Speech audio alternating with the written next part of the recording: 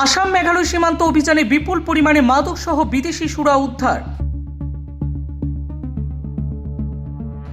নির্বাচনের প্রাককালে বড়সড় সাফল্য অসম পুলিশের।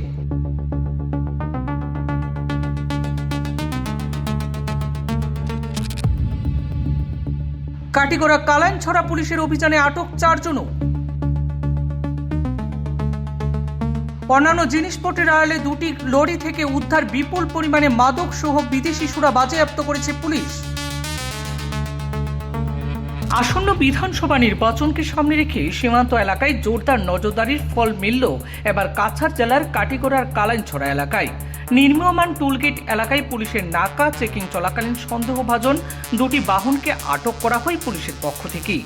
জানা গিয়েছে, মেঘালয় থেকে আসা 2টি গাড়িতে তল্লাশি চালিয়ে উদ্ধার করা হয় মোট 401টি কার্টুন মাদক, যার মধ্যে প্রায় 1800 লিটার বিদেশি সুরা রয়েছে বলে জানা গিয়েছে।